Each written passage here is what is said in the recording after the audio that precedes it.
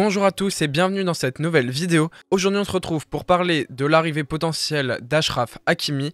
Donc c'est le latéral droit de l'Inter de Milan et il pourrait signer au PSG pour la somme de 50, 60, certains annoncent même désormais 80 millions. On va donc analyser, est-ce que ce serait une bonne recrue pour le PSG? Est-ce que le transfert vaut le coup, en tout cas par rapport à son prix?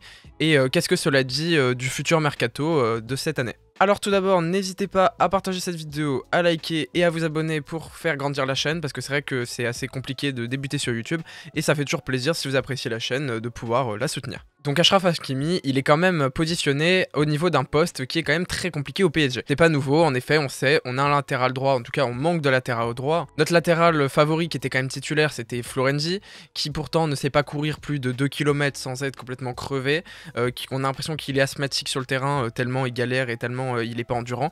On a également derrière Kolan Dagba qui en effet réussit à faire ses matchs, il est plutôt fiable et heureusement qu'il est là parce que sinon ce serait compliqué.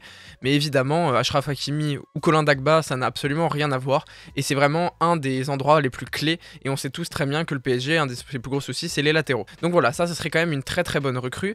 On peut aussi parler du profil d'Achraf Hakimi. Donc c'est un latéral offensif, clairement, qui est clairement offensif. Il s'est amélioré sur le point de la défense en arrivant en Serie A, mais évidemment que ce n'est pas du tout un latéral qui est fait pour être très physique et très défensif. C'était une catastrophe à Dortmund. Il serait là plutôt pour créer le jeu, il serait là aussi pour s'inscrire dans le projet technique du PSG, parce qu'on sait qu'avec des Neymar et tout, c'est important d'avoir de la technique. Il serait aussi là pour apporter de la créativité au PSG, parce qu'on le sait, Florenzi ou Abdou Diallo, ça n'apportait rien à part des centres. Là, lui, il est capable d'apporter dans le jeu, donc de monter. Et pour une équipe de possession, le PSG, c'est souvent ça, ça fera trouver des solutions. On sait aussi qu'en Ligue 1, il y a un problème avec les block bas actuellement où ça manque de créativité et Achraf Hakimi peut permettre de débloquer cette situation. On sait aussi que Mbappé a demandé des garanties sportives parce que évidemment il aurait les garanties financières, mais sportivement il a envie d'une équipe qui est capable de gagner avec des champions et évidemment qu'Achraf Hakimi s'inscrit dans ce projet. Il s'inscrit également dans le projet d'une jeunesse et d'avoir une équipe jeune parce qu'Achraf Hakimi il a quand même moins de 23 ans.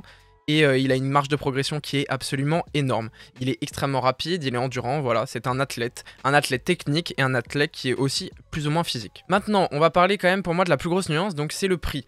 Au départ, pour moi, 50, même 60, 70 millions à la rigueur, ça me paraissait être une offre certes élevée, évidemment c'est élevé, mais ça me paraissait pas non plus être complètement abusé, dans le sens où des gros clubs comme Manchester City ont eux également payé autant. Donc c'est pas spécialement un gros problème, donc 60 millions, voilà, donc Manchester City quand ils ont recruté Joao Cancelo ou quand ils prennent Zinchenko, bah, évidemment on sait qu'ils le payent cher. C'est normal, aujourd'hui avec cette économie, il faut avoir des joueurs de qualité à peu près partout et on peut pas se contenter d'avoir un latéral moyen. Donc à partir du moment où tu as un top joueur, 60 millions ça peut s'accepter. Pour autant, et là on appose la nuance, c'est que 80 millions, je trouve que ce serait assez énorme.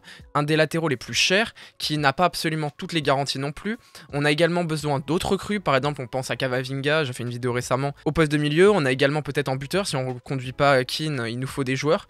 Et voilà, il nous faut 2 recrues.